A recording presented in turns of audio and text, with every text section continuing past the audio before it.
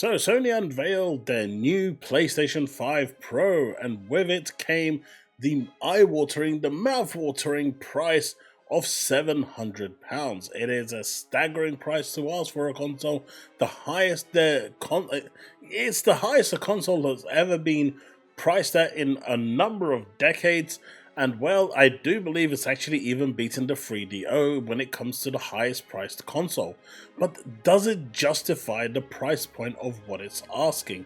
Is it enough reason, with Microsoft having pretty much bowed out of any form of competitive fight with Sony? Sony has become complacent and has now basically taken to the streets and said, we can do what we want, we can take the piss as much as we want, and this is the fruits of their labor. 700 quid is a staggering amount of money for a console that should have been at least £100 cheaper.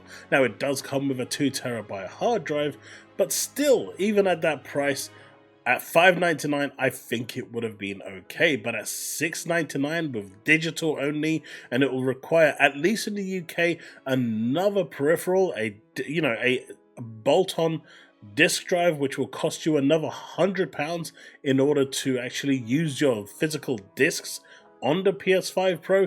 You're looking at a total of £800 just to be able to get this console.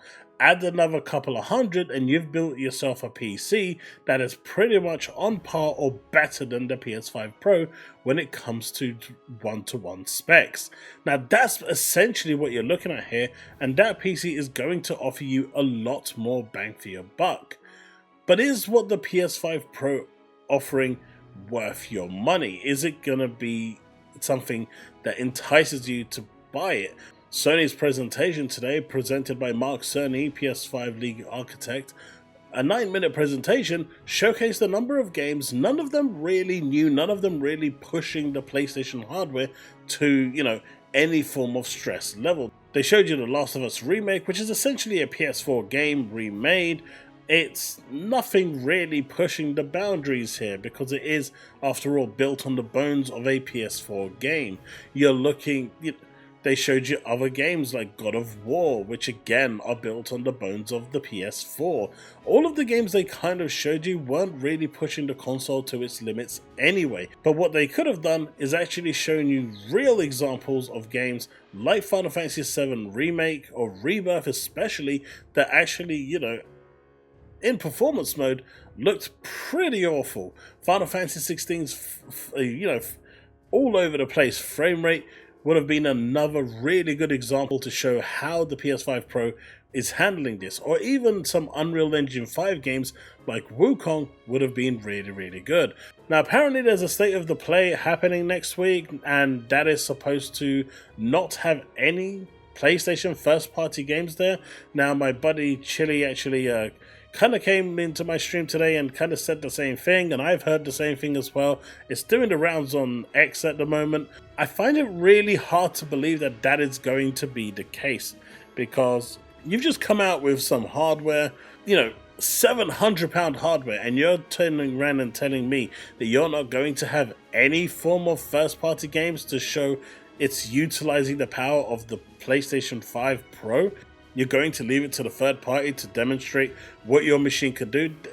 Can Sony really, at this point, take that much of a piss of their community? There is a bunch of people out there on both sides, but mainly the PlayStation fans, that are genuinely upset about this, and in some ways they are blaming Microsoft and Xbox for this price tag, because if Microsoft was actually competing and not putting their games on PlayStation, Sony wouldn't be this complacent or this blasé or this carefree to be able to price their console at whatever they want. Now, personally, I don't think this console is going to sell the 15-20 million like the PS4 Pro did. I think, in fact, it's probably going to sell half, and maybe even less than that. I'm seeing predictions of about 5 to 7 million, which, all in all, I don't think is going to rock the world. Now, a lot of people are saying this isn't for the masses, this is for the enthusiasts, but should the enthusiasts really be seeking for more, asking for more, and not sit there and just accept getting ripped off? Essentially, that's what's happening here, right? Sony is saying, hey, if this is for the enthusiasts, Here you go, buddies. We're going to give you a product that supplies you with kind of what you want, and we're going to charge you out the arsehole for it. And then the enthusiasts are taking it up and saying, thank you very much, good sir. We will take it all the way. Kind of weird, right? No matter how you want to paint this, how you want to sugarcoat this, it just doesn't stack up. That £700 price tag, or $800 with a disc drive, is just staggering, eye-watering, and like, who is this actually for? Is it for you? Let me know in the comment section below if you actually intend to get a PS5 Pro. You may very well see this as, something for you. Now, one of the key metrics that Mark Cerny pointed out was that 75% of their players opt to go with performance mode over fidelity. So what they wanted to do, and what he was trying to showcase here, and so what they were trying to show with the PS5 Pro is that they were kind of removing that choice from you whether to choose fidelity or performance, and actually give you the best of both worlds. And they were going into this with 3 key milestones. You had larger GPU, advanced ray tracing, and AI driven upscaling. Now, the larger GPU is providing you with lots of cool stuff, whether it's 67% compute units, 28% faster RAM, or the larger GPU providing you with up to 45% faster rendering. Now, this all adds up to give you a better overall performance. You had the advanced ray tracing, which, when they showed Gran Turismo 7, it actually looked really damn good. But it's the upscaling that is pretty much the star of the show here, the PSSR, or PlayStation Spectral Super Resolution. This essentially is the whole purpose of the PlayStation 5 Pro. This will basically provide you with that 60 FPS performance while giving you high fidelity style graphics. Remember, I was saying moments ago where a lot of people, 75% of the people were opting to go performance mode. Well, this is how they're removing that option for you, because you no longer need to pick that option. And the comparisons that they were showing clearly were indicating and showing you that the reality is, with PSSR, at least based on these older games that they were showing, there was almost no difference between them. And when I was showcasing it in my stream, people were saying that they couldn't see a difference, but that was the point. On the left hand side, you had the old high fidelity 30 FPS, really stuttery game, and on the right hand side you had the fluid 60 FPS PSSR enabled gameplay that looked identical, even though it was running in essentially not high fidelity. But because of the way PSSR is working, not only is it providing you with a better picture, a more detailed picture, but it's also providing you with a sharper picture, as was showcased. Now, this is all essentially leading to what the PS5 Pro is, but at the end of the day, it all comes down to the price point. A lot of fans are upset that they decided to price this at $700, $800 if you're looking for a physical disc version. At least you can buy it at a later date. But for crying out loud, at the very least, offer to stand within the actual price point. You're paying £700 as it is. At this point, Sony is really taking the piss.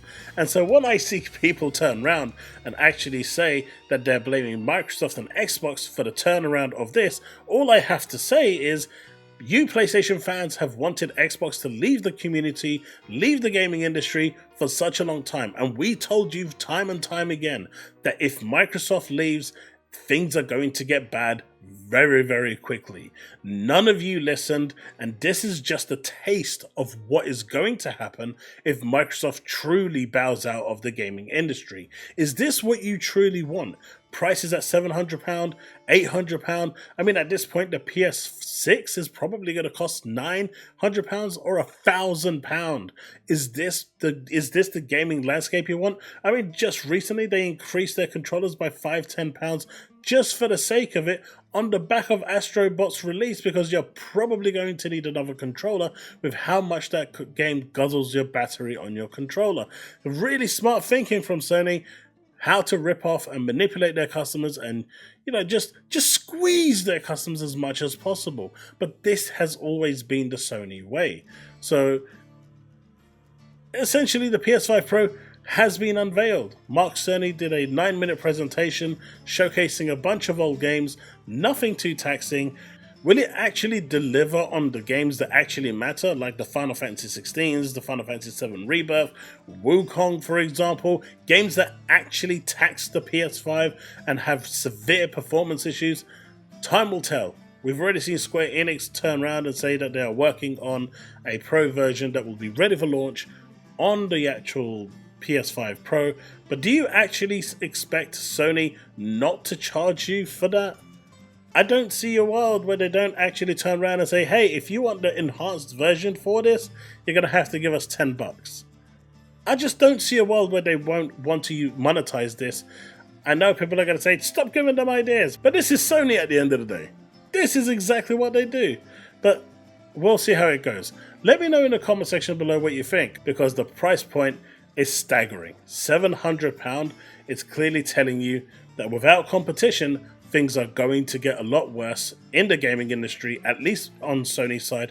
And all this is doing, in my opinion, is pushing more and more people towards buying a PC. Yes, the investment upfront cost may be more than what you're paying for your PS5 Pro, but you are getting a far superior experience with a far superior performance than you ever could do with a console. And at the end of the day, if you ever need to upgrade somewhere down the line, you can always do that in increments, piece by piece, as you desire, as you see fit, as your money allows. You don't have to fork out £700, £800, £900, £1,000 every time there's a piece of, a new piece of hardware that comes out. But anyway, that's my thoughts on this. I'm pretty disappointed at Sony for the pricing point. I really did hope that people would push back, but we're just not seeing enough of it being happening. And well, it looks like that price point is here to stay. Regardless of what happens, it'll be interesting to follow. Let me know what you think in the comment section below. Are you planning on picking it up? Not planning on picking it up? Do you want one at all? Are you impressed with what you've seen? What about the fact that there's potentially no first-party games? Can Sony continue to take the piss the way it is? But I guess it all comes down to GTA 6, right? Because that's not going to be available on PC. And Sony knows this, and that's why they know that they can take the royal piss. If GTA 6 does land in 25, well, then that means the PS5 Pro is going to be the best place to play the game. Whether it's at 30 FPS or 40 FPS, it really doesn't matter. Graphically, it's going to run best on PS5 Pro. And for many, that may just be enough to pick up a PS5 Pro. Will it be enough for you? Let me know in the comment section below. Let's have that discussion, and I'll see you in the next one. Remain legend.